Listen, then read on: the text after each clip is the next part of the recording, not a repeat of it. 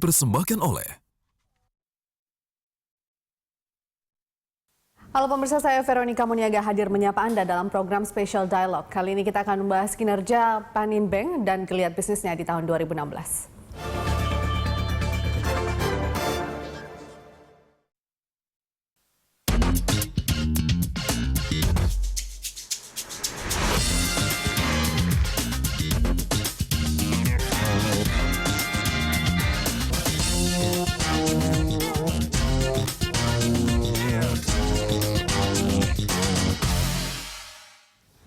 Pemirsa, tahun 2015 ditandai dengan perlambatan perekonomian dunia yang tentunya berdampak besar terhadap kondisi ekonomi Indonesia, terutama di sektor perbankan. Di tengah perlambatan ekonomi tersebut, Panin Bank ternyata mampu mempertahankan pertumbuhan dengan cukup baik. Apa kiat sukses Bank Panin dan bagaimana proyeksi pertumbuhan ke depan? Untuk membahas lebih jauh tentang Panin Bank telah hadir Presiden Direktur Panin Bank, Heru Widayatmo. Terima kasih Pak Heru sudah hadir bersama kami di sini di Special Dialogue.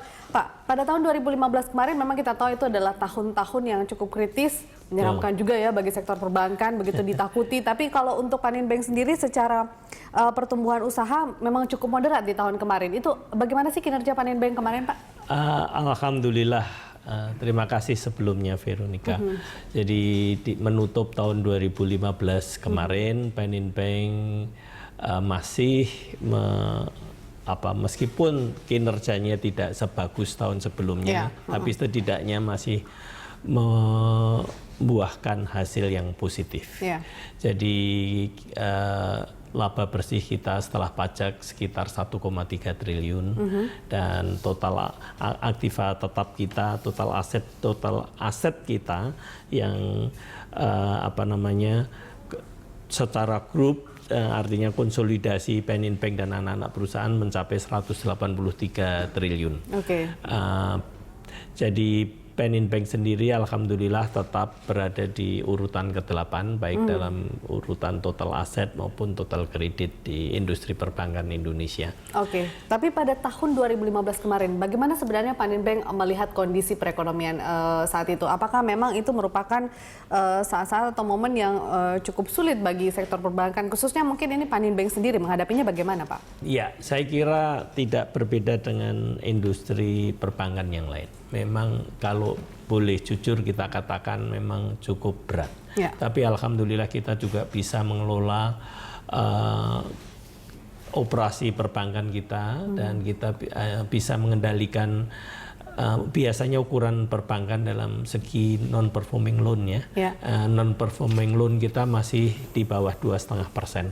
Jadi tingkat itu saya kira masih jauh di bawah ambang batas yang diizinkan oleh otoritas. Jadi itu satu sisi. Itu yang dijaga begitu ya, Pak, ya? Kita jaga supaya kinerja kita juga tidak terlalu jelek-jelek sekali, tapi alhamdulillah kita masih beruntung lah. Baik, nah di tengah keberuntungan itu pasti ada faktor-faktor yang mempengaruhi kinerja Panin Bank di tahun 2015 kemarin. Apa saja sebenarnya, Pak?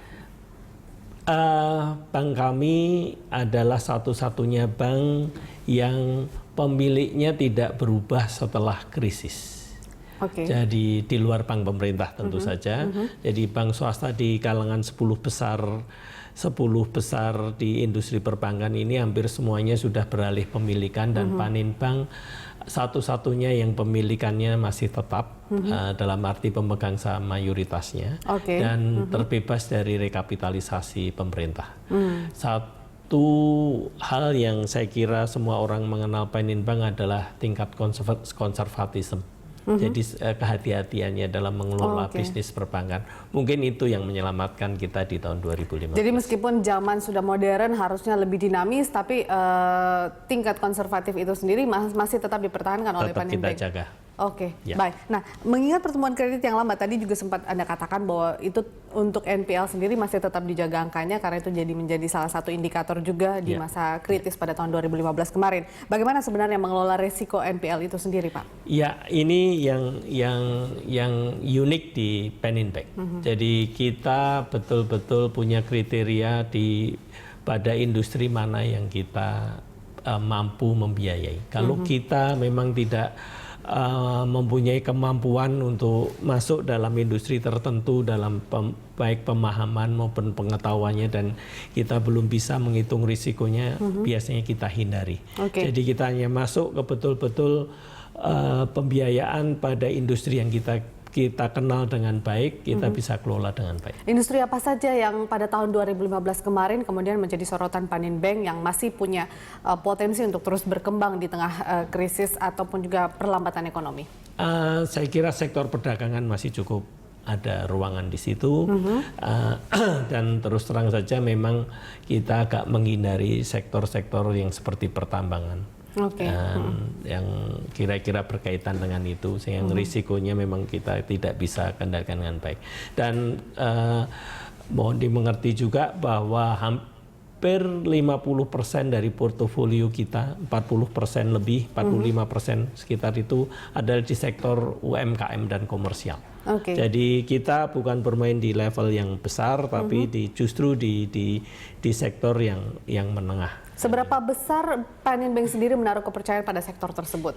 Sektor tersebut kan bisa dikatakan mereka adalah bisa juga pengusaha-pengusaha pemula yang kemudian masih sedikit jaminan untuk mengambil kredit di perbankan, begitu Pak?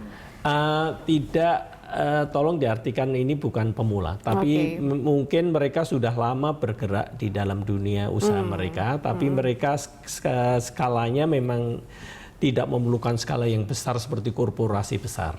Jadi ini yang kita fokuskan, portofolio kita hampir 50% ada di sektor itu, sehingga ternyata menunjukkan bahwa sektor itu lebih survive daripada sektor-sektor yang lain.